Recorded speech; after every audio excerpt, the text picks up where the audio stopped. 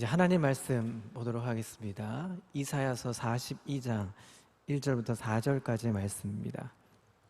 이사야서 42장 1절부터 4절까지 말씀 함께 보도록 하겠습니다. 내가 붙드는 나의 종, 내 마음에 기뻐하는 자, 곧 내가 택한 사람을 보라. 내가 나의 영을 그에게 부어 주었은즉 그가 이방의 정의를 베풀리라. 그는 외치지 아니하며 목소리를 높이지 아니하며 그 소리를 거리에 들리게 하지 아니하며 상한 갈대를 꺾지 아니하며 꺼져가는 등불을 끄지 아니하고 진실로 정의를 시행할 것이며 그는 쇠하지 아니하며 낙담하지 아니하고 세상의 정의를 세우기에 이르리니 섬들이 그 교훈을 앙망하리라. 아멘. 할렐루야. 한 주간 평안하셨습니까? 대면 예배를 드리지 못하기에 얼굴을 맞대지 못하고 눈빛으로 인사를 드리지 못하고 이렇게 화면으로 인사를 드리게 돼서 참 안타까움은 있습니다. 그러나 안전하게 더할 나 없이 안전하게 이렇게 비대면으로 예배할 수 있기에 그나마 감사합니다. 한 주간 또 평안하시고 또 이 무더운 여름을 잘 나는 우리 건강한 믿음의 우리 평강교회 성도님 다 되시고 은혜와 평강을 누리실 수 있는 우리 축복의 삶의 통로가 되시기를 소망합니다. 저는 오늘 이 본문의 말씀을 가지고 믿음의 출발점이라는 제목을 한번 붙여봤습니다. 자, 예수를 믿고 난 후에 우리의 신앙생활을 하는 데 있어서 가장 어려운 숙제가 하나 있습니다. 그것은 신앙의 성숙에 관한 문제입니다. 믿고는 있는데 믿는다는 사실이 자신에게 아무런 힘이 되지 못하는 게 큰 우리의 숙제고 과제이죠. 주기도문과 사도신경을 외우고 또 성경에 기록된 모든 성경을 사실임을 알고 우리는 믿고는 있지만 신앙과 고백을 갖지 못하는 사람들과의 차이점이 별로 없는 것 같아 보입니다. 구태여 차이점을 찾아본다면 단지 신앙의 형식만을 소유하고 있다는 것뿐입니다. 하나님의 뜻대로 늘 애씀에도 불구하고 마음대로 되지 않는 이 성숙의 문제, 왜 그럴까요? 평강의 성도 여러분 스스로 한번 자신에게 이렇게 질문을 한번 던져보십시오. 살인하지 말라, 또 간음하지 말라, 원수를 사랑하라. 여러분 이 말씀에 공감을 하십니까? 네, 당연히 공감하실 겁니다. 자, 공감을 한다면 왜 공감을 하십니까? 윤리적이거나 도덕적인 차원에서 공감을 하시는 것은 아닐까요? 윤리적이거나 도덕적인 차원에서의 공감이라면 그것은 기독교가 아닙니다. 부모를 순종하는 것, 그건 당연한 말입니다. 그러나 그 순종이 무엇에서 나온 동기일까요? 윤리적이거나 도덕적인 차원이라면 그것 또한 기독교가 아닙니다. 기독교는 이해와 납득하는 종교가 아닙니다. 기독교가 우리에게 요구하는 것은 신앙입니다. 어떤 일에든 신앙으로 대처할 것을 요구하고 있습니다. 자, 우리가 분명히 납득할 수 있는 것이시기 때문에 내가 공감하고 있고 공감할 수 있기 때문에 그것을 믿는 것이 아니라 이해하고 납득하는 것이라는 것입니다. 이것이 우리로 하여금 신앙생활을 성장하지 못하게 하는 가장 큰 약점이 됩니다. 그것이 우리가 납득할 수 있는 부분에 대해서 결단코 한 걸음도 떼어놓지 못하게 하는 기초가 되기 때문입니다. 사랑하는 성도 여러분, 이제 우리는 7월의 마지막 주를 맞이합니다. 한 해의 반이 훌쩍 넘어가는 달이죠. 아직도 우리의 신앙의 모습이 계속 이렇게 납득할 수 있는 부분만 믿고 공감할 수 있는 부분만, 또 해석될 수 있는 부분만 믿으려는 우리의 시선에서 이제 벗어나야 합니다. 그리고 믿음의 시선을 한 단계 업그레이드 시켜서 성숙의 자리로 설 수 있는 우리 평강의 성도님들 다 되시기를 소망합니다. 자, 오늘 본문을 통해서 우리의 믿음의 출발점부터 좀 점검해보고 우리는 어디쯤 와 있는지, 그리고 성경은 또 우리에게 우리의 삶의 태도를 어떻게 하라고 말씀하고 있는지 오늘 점검의 시간을 가져보기를 소망합니다. 자, 먼저 우리의 출발점을 시선을 좀 머물러서 점검해 봤으면 좋겠습니다. 자, 사랑하는 성도 여러분, 우리는 좀 어떤 존재일까요? 우리는 얼마나 연약한 존재일까요? 오늘 본문은 우리를 어떤 존재라고 말씀하고 있습니까? 자, 3절을 보면 3절에 어떤 존재라고 설명했는지 보시죠. 상한 갈대를 꺾지 아니하시고 꺼져가는 등불을 끄지 아니하시고. 우리 어떤 존재라고 말씀합니까? 너희는 상한 갈대고 너희는 꺼져가는 등불이라고 말씀합니다. 이것은 얼마나 무서운 말씀인지 모릅니다. 성경이 우리더러 살인하지 말라, 원수를 사랑하라고 할 때 우리가 이렇게 말합니다. 예, 맞습니다. 우리가 예수를 믿는 사람인데 뭔가 다른 데는 있어야죠. 살인을 하지 않는 정도가 원수를 사랑하지 않는 지경까지는 나아가야죠. 이렇게 말하는 공감의 기초가 그럼 살인을 하는 것이 옳다는 것입니까? 하는 이 기준으로서 공감을 해서는 안 된다는 것입니다. 지금 이사야서 42장 1절, 3절이 말하는 이 고발은 우리의 기초가 어디인지를 말해주고 있습니다. 우리의 존재 가치는 상한 갈대라는 것입니다. 땅 중에서 갈대가 피어나는 땅은 황무지입니다.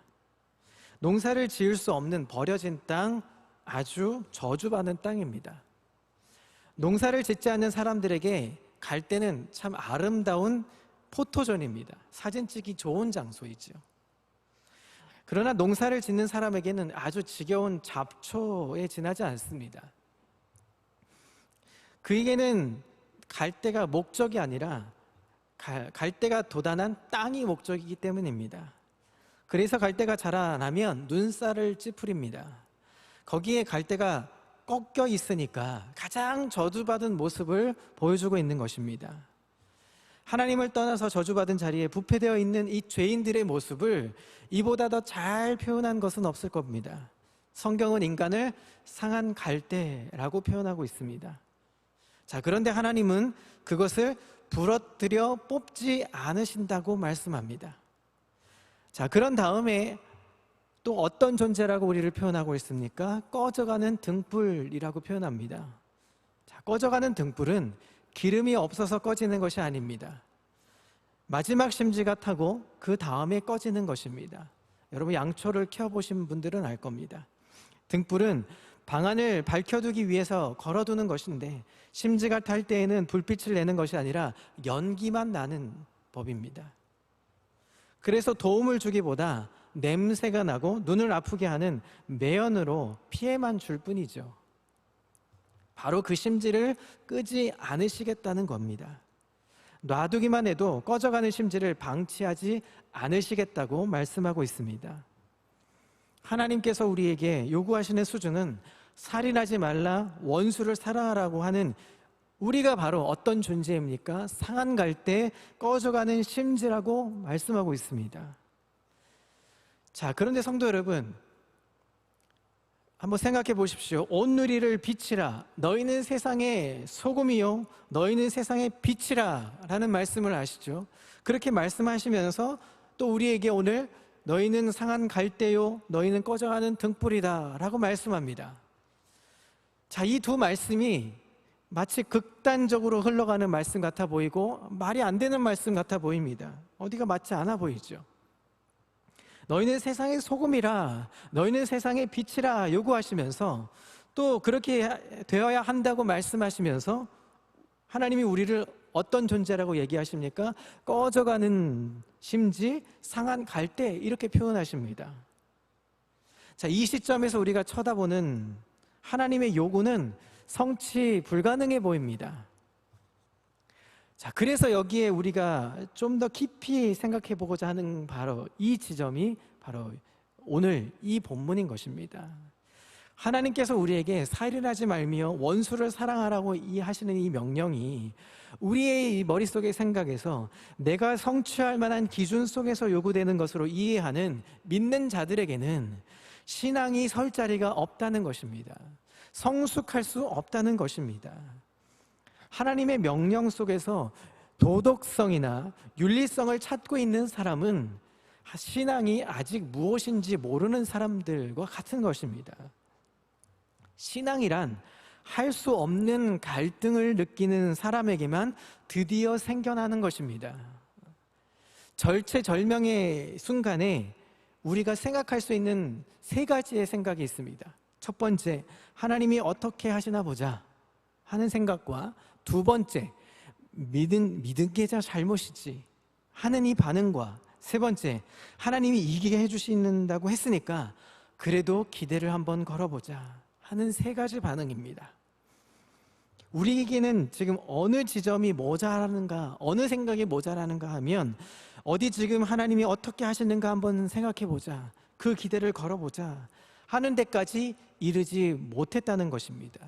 그것이 믿는 자들의 약점입니다.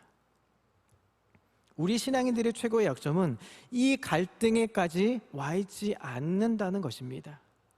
나는 해낼 수 없는 상황 속에 있고, 하나님은 도저히 도달할 수 없는 지점까지의 약속을 우리에게 해 놓으셨는데, 그 끼워 맞출 수 없는 출발선과 결승선을 갖고 있는 이 갈등이 신앙 안에 없다는 게 문제라는 것입니다.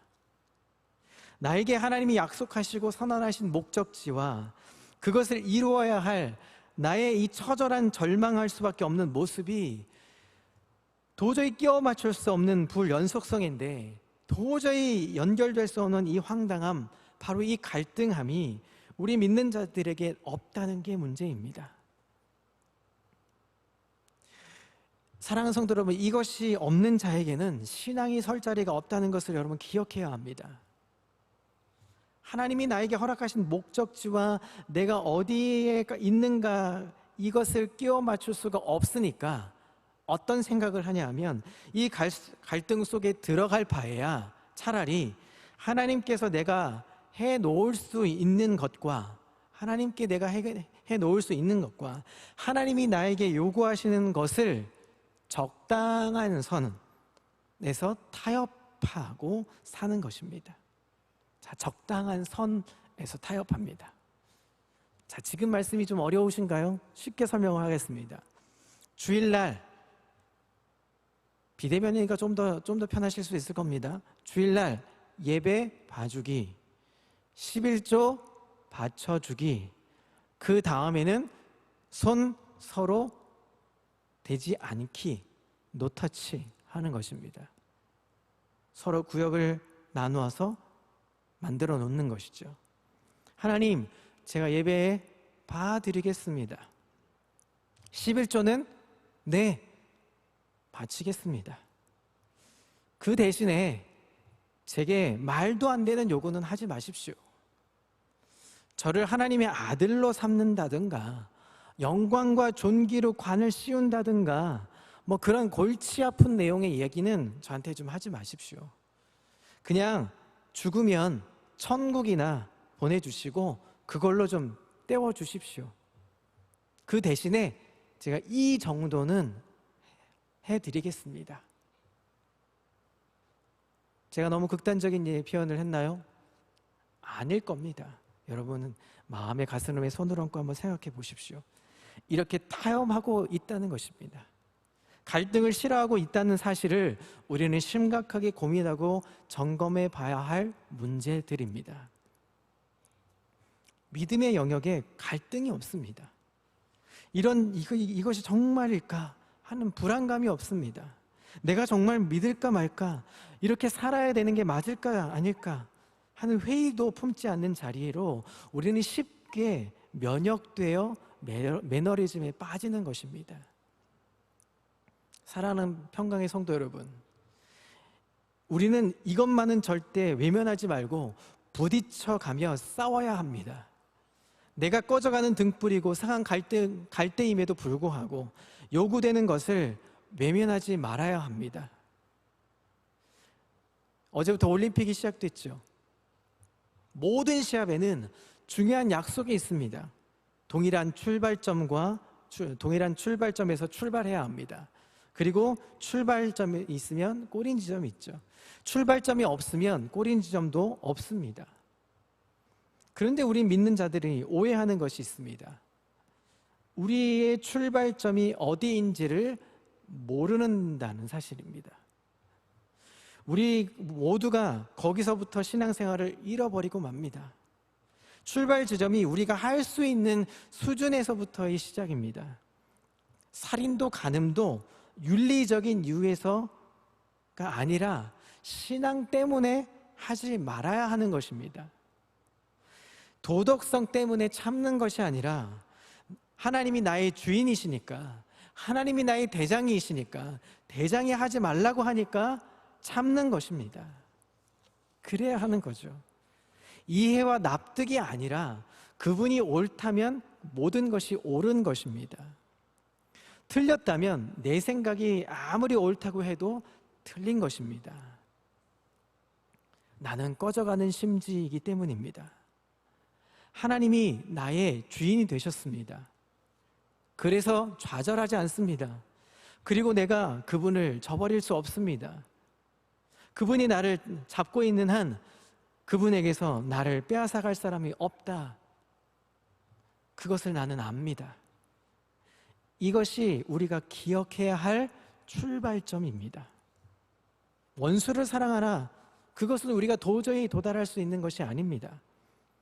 하지만 하나님은 늘 웃으면서 원수를 사랑하라 라고 말씀하십니다.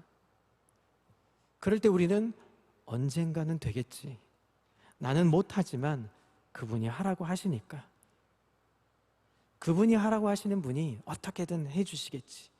꺼져가는 심지를 끄지 않으시는 분이 어떻게든 해결해 주시겠지 하면서 배짱 있게 나아가는 것입니다. 모든 신앙이 좌절할 수밖에 없는 자리에서 요구되고 있는 감격을 모르는 데 있습니다. 내가 할 수 있는 자리에서 출발하게 되면 누구나 목적지에 도달할 수가 없습니다. 그래서 돌아오는 것은 늘 좌절뿐이죠. 좌절이 마땅한 출발점인지도 모르는 사람은 스스로 은폐하고 살 수밖에 없습니다. 이것이 신앙생활을 시작하지 못하게 하는 사탄의 방법이기도 합니다. 사랑하는 성도 여러분, 우리의 믿음은 나는 상한 갈대요 꺼져가는 심지라는 것부터 출발하는 것입니다. 자, 그렇게 되면 하나님은 나와 함께 하십니다. 우리와 함께 하십니다. 나로부터 출발된 것으로는 도저히 거기까지 도달할 수 없는 자리까지 확인하기까지 하나님은 거기까지 몰아가십니다. 우리는 이 갈등을 겪기보다 성경이 말씀하시는 이 출발 지점을 확인하기보다는 오히려 외면해서 하나님이 요구하시는 것을 하지 못하는 한이 있어도 자존심이 상하는 일은 하기 싫어하는 고집쟁이라는 데에 아픔이 있습니다. 하나님의 영광과 하나님이 지적하신 것을 사실인 것을 내 창피함과 내 사회적 매장을 무릅쓰고라도 증명하는 인생이 되어야 합니다. 그런데 반대로 그것을 증명해서 하나님 말씀이 영광을 얻는 것보다 내 자존심, 내 열등감에 치우친 그 알량한 나를 추스리는 일 때문에 나를 감춰서 하나님이 오늘 우리를 향하여 지적하시는 이 무서운 진리의 말씀을 나에게서 왜곡시키는 것입니다. 그것이 우리 모두의 병인 것입니다. 사랑하는 성도 여러분, 우리 모두가 상한 갈대와 꺼져가는 심지로부터 하나님 앞에 부름을 받아 나온 보잘것없는, 아주 보잘것없는 존재의 자리에서부터 출발된 사람인 것을 기억하시는 우리 저와 여러분들 되시기를 그리스도의 이름으로 축복합니다. 그렇게 출발점을 알아야 우리는 그 출발점에 스타트에 서서 땅 하고 출발할 수 있었던 것입니다. 그걸 점검하지 않으면 우리는 신앙의 성숙의 자리로 나아갈 수 없는 것입니다. 우리는 그 출발점에서 하나님, 이제 제가 꺼져가고 있습니다. 제 심지가 거의 타버렸습니다. 하나님 제발 도와주십시오 라고 하는 이 간절한 기도가 하나님이 끄지 않으시겠다는 그 근거에서 해야 하는 기도입니다. 기독교라는 종교를 가짐으로써 마음의 평정을 얻고 싶은 것은 일종의 정신적인 도피에 불과합니다. 기독교는 정신적인 도피처로 삼는 도피의 대상의 종교가 아닙니다. 예수를 믿는다는 것은 우리에게 이 약속을 하신 하나님 아버지의 능력과 그 방법에 맡겨버리는 삶을 의미하는 것입니다. 우리를 여기서부터 부르셨던 것입니다. 그런데 성도 여러분, 지금 우리가 앉아있는 이 자리는 스타트 라인에 서 있는 자리가 아닙니다. 출발점에 서 있는 자리가 아닙니다. 이제 우리는 하나님이 시작하셔서 끌고 온 중간 지점입니다. 여기서부터 어디서부터 여기까지 끌려왔는지를 돌아볼 필요가 있는 것이죠. 하나님, 저는 이렇습니다. 여기서부터 하나님이 저를 인도하셨습니다. 여기까지 온 것이 정말 하나님의 은혜입니다. 과감하게 하나님 앞에 우리의 생을 맡길 수 있는 인생의 결심이 있어야 하는 것입니다. 결심이 없다면 허비한 신앙생활을 할 수밖에 없습니다. 이것만큼 불행한 것도 없죠. 도달해야 할 목적지에 도달하기 위해서 오늘 내가 어디에 있는지를 알아야 하며 거기에 어떻게 가야 하는지를 또 알아야 합니다. 갈 길을 알 수는 없지만 그것은 하나님이 하실 것입니다. 이러한 배짱 있는 삶이 좀 필요하죠. 믿는 자는 나를 믿지 않고 하나님을 믿기 때문입니다. 사랑하는 평강의 성도 여러분, 우리는 모두가 다 상한 갈대였고 꺼져가는 등불이라는 존재임을 깨닫고 항상 하나님이 매일 주시는 은혜, 항상 하나님이 매일 이끌어 주시는 삶에 기뻐하면서 하루하루 감사하며 사는 증인된 믿음의 증인들이 되시기를 그리스도의 이름으로 축복합니다. 이제 우리의 믿음을 출발점을 알았죠. 상한 갈대였고 꺼져가는 등불임을 알았습니다.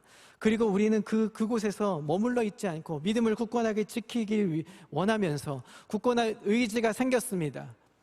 그럼 이제는 우리의 믿음의 여정을 달려가야 하죠. 스타트 라인에서 머물러 있지는 않아야 합니다. 땅 하면 이제 가야 하죠. 성숙의 그 자리로 가야 하죠. 그러면 마지막으로 우리는 어떻게 믿음의 여정을 달려가야 할까요? 오늘 이사야서의 배경은 바벨론에서 포로 생활을 하면서 시리와 절망에 빠졌던 이스라엘에게 40장에서 해방의 메시지를 선포합니다. 그리고 41장부터 바벨론의 임박한 멸망과 제2출애굽을 선포합니다. 그리고 42장, 오늘 이제 보게 될 42장부터는 이스라엘을 구원할 바벨론으로부터 해방을 이끌어줄 하나님께서 택하신 종을 소개하고 있습니다. 이사야서의 이 주의 종은 장차 오실 메시아 예수 그리스도를 말씀합니다. 마태복음에 보면 예수님은 자신을 이사야서 41장 1절부터 4절 오늘 본문의 말씀을 인용하시면서 이렇게 자신을 설명합니다. 마태복음 12장 17절부터 21절입니다. 이는 선지자 이사야를 통하여 말씀하신 바 보라 내가 택한 종 곧 내 마음에 기뻐하는 바 내가 사랑하는 자로다. 내가 내 영을 그에게 줄 터이니 그가 심판을 이방에 알게 하리라. 그는 다투지도 아니하며 들레지도 아니하리니 아무도 길에서 그 소리를 듣지 못하리라. 상한 갈대를 꺾지 아니하며 꺼져가는 심지를 끄지 아니하기를 심판하여 이길 때까지 하리니.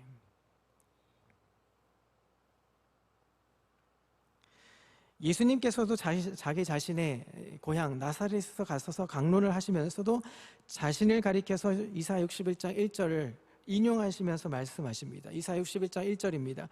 주 여호와의 영이 내게 내리셨으니 이는 여호와께서 내게 기름을 부으사 가난한 자에게 아름다운 소식을 전하게 하려 하심이라. 나를 보내사 마음이 상한 자를 고치며 포로된 자에게 자유를 갇힌 자에게 노임을 선포하며. 이 말씀을 누가복음 4장 18절 19절에 본 자신의 이야기로 인용을 하십니다. 주의 성령이 내게 임하셨으니 이는 가난한 자에게 복음을 전파하게 하시려고 내게 기름을 부으시고 나를 보내사 포로된 자에게 자유를 눈먼 자에게 다시 보게 함을 전파하며 눌린 자를 자유롭게 하고 주의 은혜의 해를 전파하게 하려 하심이라. 이렇게 자신을 소개하며 말씀하십니다. 하나님의 독생자 예수님 한 분만이 어떻게 말씀하십니까? 아버지 하나님이 붙드시는 하나님의 종이며 하나님의 마음에 기뻐하시는 자, 곧 하나님께서 택하신 분이며 성령님과 더불어서 하나님을 알지 못하는 이방의 정의를 구현하시는 유일하신 분이 예수 그리스도 한 분이다라고 말씀하십니다. 자, 그렇다면 오늘 본문의 이사야서 42장 1절부터 4절까지 주의 종이 예수님이시라면 믿음의 여정을 어떻게 우리는 바라보고 살아가야 할까요? 바로 예수님을 믿는 우리 믿음의 시선 역시 같아야 하겠죠. 닮아야 하겠죠. 그러면 어떻게 살아가야 될까요?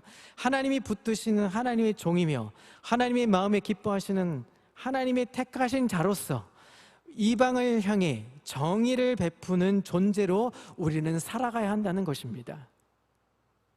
왜냐하면 우리는 예수님을 닮아가는 삶이기 때문이죠. 왜냐하면 전혀 자격 없는 상한 갈대 꺼져가는 등불 같은 우리 존재가 예수님을 나의 구주, 나의 주인으로 고백하면 하나님께 나아갈 때 하나님께서는 우리를 의롭다고 칭해 주셨습니다. 또 예수님께서 약속하신 보혜사 성령이 우리와 함께 하시기 때문입니다. 하나님께서 이 순간 우리에게 말씀하시는 것입니다. 너는 내게 붙드는 나의 종이요 내 마음에 기뻐하는 자, 곧 내가 택한 사람이란다. 내 곁에는 늘 성령이 함께 하시기에 너는 아직도 나를 모르는 사람들을 위해서 정의를 베풀 수 있단다 라고 우리에게 말씀해 주시는 것입니다. 얼마나 놀라운 하나님의 사랑의 고백입니까? 창조주 하나님이 무엇이 부족하기에 미천하기 짝이 없는 상한 갈대 꺼져가는 등불인 우리 피조물인 우리가 이런 말씀을 들어야 합니까? 하나님이 우리를 향하신 하나님의 아버지의 그 사랑이 얼마나 놀라우고 크기에 그 사랑 속에 우리는 거할 때 우리는 비로소 하나님께서 주신 이 사명을 감당할 수 있는 것입니다. 내가 비틀거릴 때 천지를 창조해 주신 하나님께서 손을 내밀어서 우리를 잡아주시고 우리를 넘어지지 않게 해 주신다는 것입니다. 아기가 태어납니다. 태어나서 성장하는 모습을 지켜보면서 부모는 그냥 기뻐합니다. 이유가 없죠. 왜냐하면 자식이기 때문에요. 내 자식이기 때문에요. 하나님께서 지금 나의 삶을 보고 우리의 삶을 보고 기뻐하고 계신다는 것입니다. 왜냐하면 우리는 하나님께서 당신의 자녀로 직접 택해 주셨기 때문입니다. 우리의 삶의 순간순간이 하나님의 기쁨이 된다는 사실 앞에서 우리는 어떤 삶을 살아야 할까요? 당연히 정의를 베푸는 삶을 살아야 한다는 것입니다. 불의와 권모술수가 난무하는 이 시대에 정의롭게 산다는 것, 사람들은 어찌 보면 바보스럽게 보일 수도 있습니다. 그러나 하나님께서 세상 사람들이 보기에 바보처럼 살아가는 그 모습을 보시면서 기뻐하고 계신다고 말씀합니다. 자, 그래서 우리는 어떻게 택함받은 삶으로 살아가야 하는지 2절부터 4절까지 우리에게 선포해주고 있습니다. 자, 2절입니다. 그는 외치지 아니하며 목소리를 높이지 아니하며 그 소리를 거리에 들리게 하지 아니하며. 목소리가 큰 사람이 이기는 요즘 세상입니다. 정치에서도 여당과 야당이, 노사 간에서도 노조와 회사가 교통사고가 발생해도 목소리가 큰 사람이 이기는 세상일 수 있습니다. 남의 이야기를 듣지 않습니다. 이러한 때에 하나님의 택함을 받은 우리는 진노하거나 큰 소리를 외치지 않고 오른손이 하는 것을 왼손이 모르도록 조용하고 겸손하게 세상의 정의를 행해야 합니다. 두 번째요, 3절에서 이야기합니다. 상한 갈대를 꺾지 아니하며 꺼져가는 등불을 끄지 아니하고 진실로 정의를 시행할 것이며. 강자에게 약하고 약자에게 강하고, 요즘 시대가 그런 시대 아닙니까? 하나님께서 사회에서 가장 약한 어린아이와 과부를 잘 돌보라고 말씀하십니다. 요즘 경제가 너무 어렵습니다. 조금 일어나 볼까 하다가도 엎어집니다. 너무나 어렵습니다.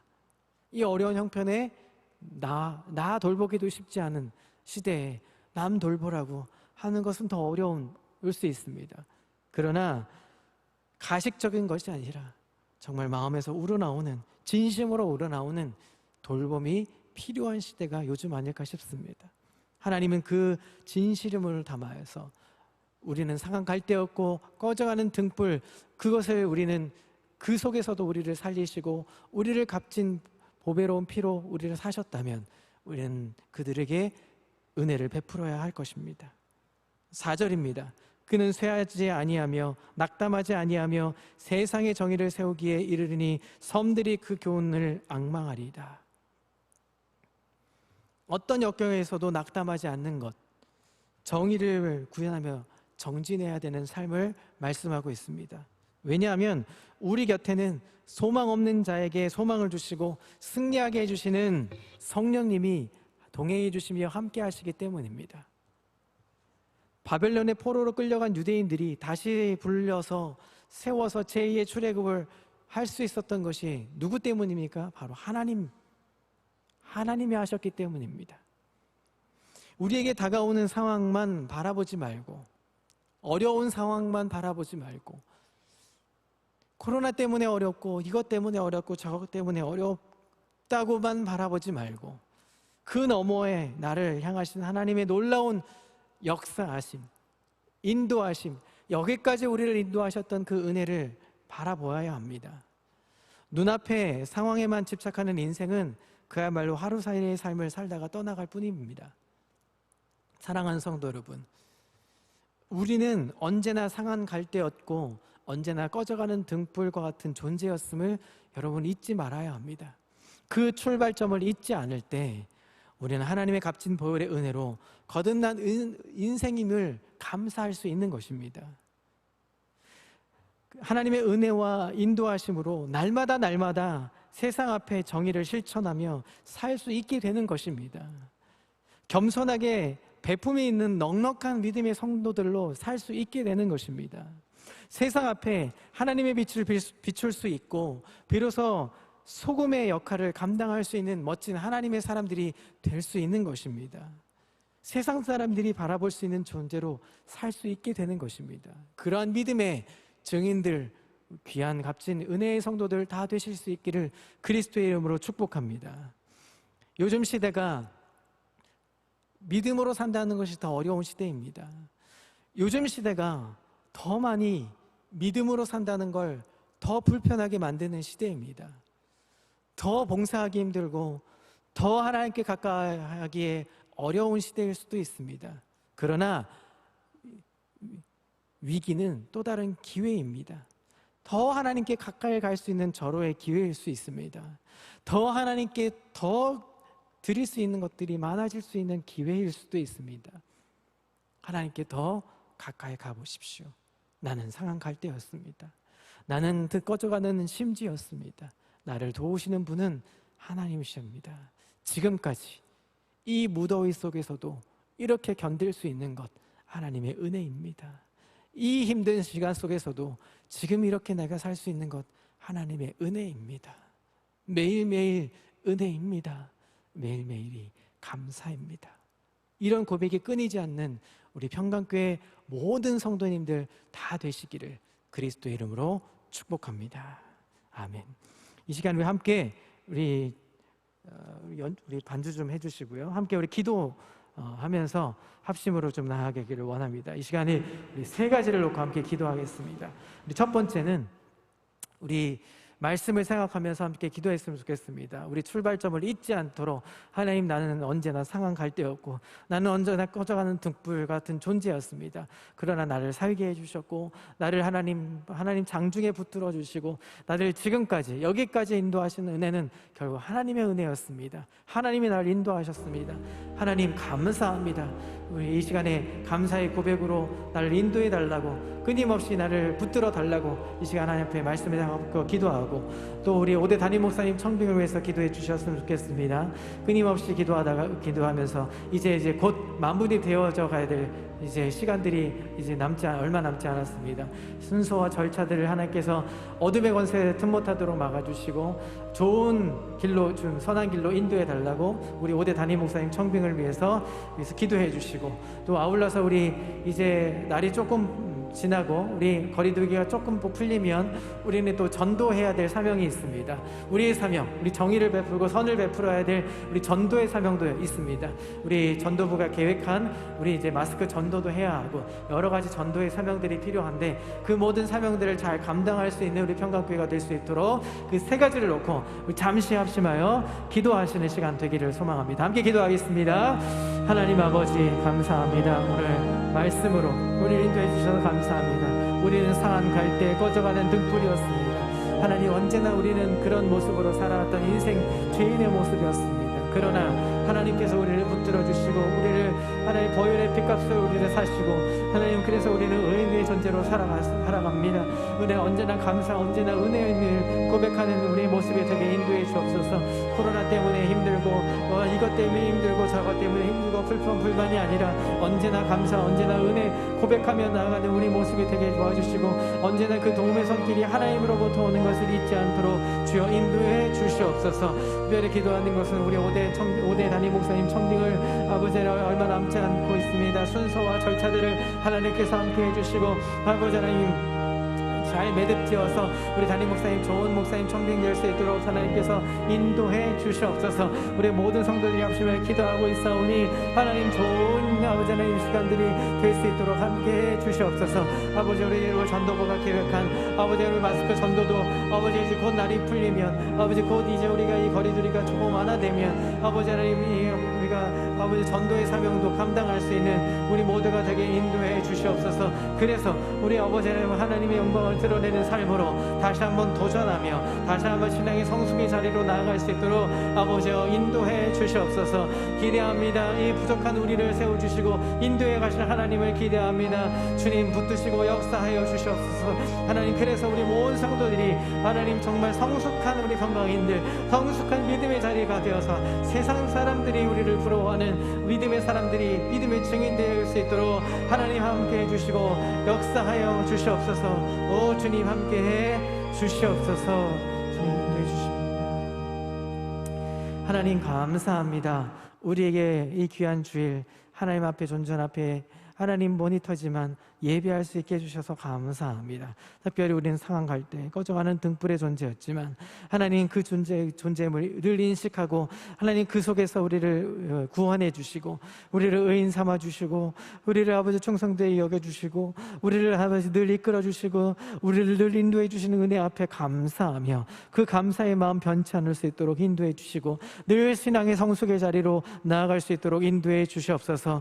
하나님 늘 예수님 의지하며 사는 인생 여정이 되게 인도해 주시옵소서. 특별히 하나님 우리 5대 담임 목사님 청빙을 위해서 준비하고 있사오니 좋은 소식들이 들려지기까지 모든 절차와 방법들 하나님 어둠의 권세에 틈 못하도록 막아주시고 그 절차 위에 하나님께서 선하게 인도하여 주셔서 잘 매듭져서 우리 5대 담임 목사님과 함께 우리 믿음의 공동체, 사랑의 공동체, 은혜의 공동체 우리 평강교회가 될 수 있도록 주여 인도해 주시옵소서. 이제 하나님 아직은 우리가 코로나 4단계로 비대면이고 아직은 우리가 조금 더 거리를 두어야 하지만 정말 좋은 날이 되면 우린 전도의 사명을 감당해야 합니다. 마스크 전도도 해야 하고 전도부가 계획한 여러 가지 전도의 사명을 감당해야 될 텐데 그 사명도 감당할 수 있는 좋은 시간이 올 수 있도록 하나님께서 길을 열어주시고 함께해 주시옵소서. 오늘 우리와 함께해 주실 것 은혜를 감사하며 매일매일 삶이 풍요로운 은혜로 채워질 수 있도록